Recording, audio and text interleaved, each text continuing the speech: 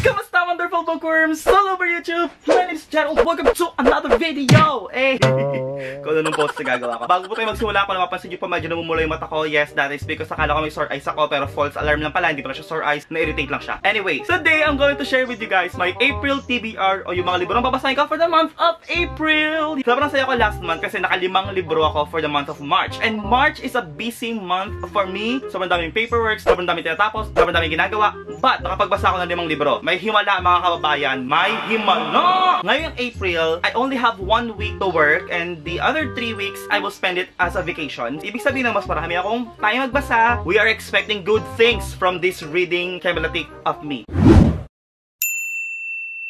My TBR is not Gerald's TBR if hindi siya magsisimula sa librong to. And that is Harry Potter and the Goblet of Fire by J.K. Rowling. Ha! This is the 4th book in the Harry Potter series. And kung mapapansin natin, this Harry Potter is thick. You thick, girl. 734 pages lang naman po. Grabe. This is the 4th book in the Harry Potter series. This is also a coming of age kasi 11, 12, 13, 14 years old na si Harry Potter and medyo nagmamature na sila magkakaibigan and I'm so excited with that. Sa Harry Potter like ko nababasa si Luna Lovegood. Sa Ravenclaw siya, ka-house ko siya. Woo! Go Ravenclaw! Pero hindi ko pa siya nababasa sa first 3 books so hopefully mabasa ko siya dito. And also, narinig ko rin, nakikita ko doon sa Pottermore yung What is your Ilvermorny house and I don't know what Ilvermorny is. So hopefully mabasa ko rin siya dito. And I don't have an issue kung makapal tong librong to. Makapal na Harry Potter, ibig sabihin mas mahabang experience and journey together with Harry Potter and the squad. And I'm so happy. Yes. So I'm so excited to read this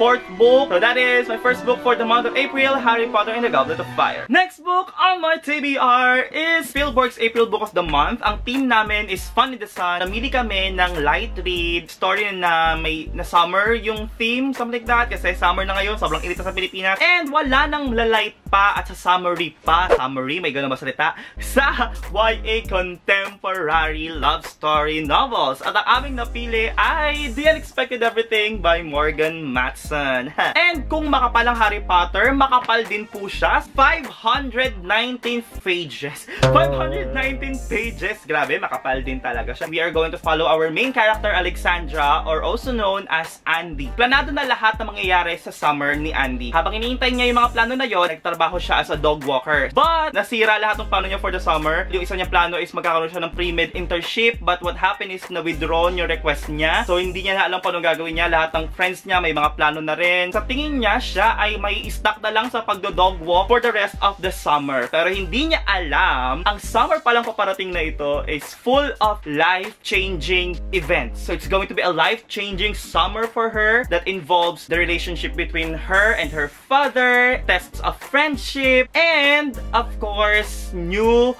love. Antaray! This is the 2nd book, The Unexpected Everything by Morgan Matson. Next! Strange the Dreamer by Laini Taylor. Antaray! Nag-post ako sa aking Instagram story. Don't know my bookstagram, that's Gerald the Bookworm. Follow niyo ako, thank you. Ng poll, wherein pinapili ko kayo kung ano yung gusto nyong libro na basahin ko for my reading vlog. And nanalo nga ang Strange the Dreamer with 53 points. Strange a Dreamer by Laini Taylor is a fantasy and wala akong alam kahit na ano dito sa librong to. Yun lang, alam ko lang yung genre niya, fantasy. And meron siyang magandang writing style. Tinry ko tong basahin before but hindi ko siya feel kasi siguro hindi pa ako ready sa mga fantasy na adult yung bida kasi di ba yung Harry Potter fantasy naman siya pero bata yung bida. Siguro pang children fantasy pa lang yung level ko, no? Nakita ko rin sa Goodreads na mas maganda daw basahin tong libro na to kapag wala kang alam about the story. Hindi na ako nag-abala pang maghanap ng summary dahil masunurin po akong bata. Marami ring nag-message sa akin sa bookstagram na tuwang-tuwa sila dahil maganda nga daw tong Strange the Dreamer. So, we are going to dive right into it. Kapag maganda ang book, kapag maraming reviews, hindi dapat natin palampasin. Okay? So, yeah. Strange the Dreamer by Laini Taylor! And now, we are down with our final book. Nasabi ko na every month gusto ko magbasa ng kahit man lang isang Tagalog books. Kasi, paano pa, di ba? Naging Pilipino nga tayo, tapos puro English naman yung babasahin natin, di ba? Parang hindi siya maganda. We need to support local, March. Saka pagbasa ko ng isang Tagalog books, I'm so happy. Gusto ko na siyang i-continue. Dapat, every month, may isang libro man lang na Tagalog ako mababasa. Kung masusuportahan natin yung mga writers sa ibang bansa, di ba? Why not the writers here in the Philippines? Ganon. The Tagalog book that I'm going to read for this month of April is Si Amapola sa 65 Kabanata ni Ricky Lee. Yeah. Actually, nabasa ko na to, pero hininto ko. Hindi ko alam kung bakit. Siguro I'm not in the mood to read this. I'm not in the mood ha, pero nakaabot ako ng page 224. Wow naman ang taray. Wala pa sa mood yan ha. Si Amapola sa 65 Kabanata, kung hindi nyo alam, it is a story about Amapola. Amapola is a gay, tapos ano siya, stand-up comedian. One time, naging manananggal siya.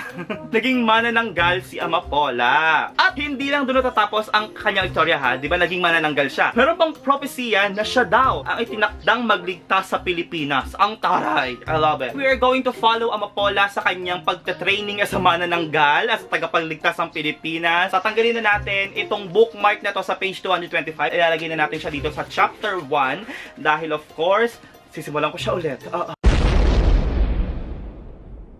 So, ito na po ang aking 4 na libro na babasahin for the month of April. Ayan, ang taray, ang kakapal nila. Kayo guys, ano ba ang inyong mga TBR for the month of April? Just comment down below kung ano yung mga babasahin nyo, ang mga plano nyo basahin. Let's talk on the comment section. I think that is it for today's video. Thank you so much for watching. If you enjoy, please give this a thumbs up and don't forget to subscribe for more bookish content from me. Thank you so much for watching and always remember to open that book and discover what magic is. See you again next time. Bye-bye!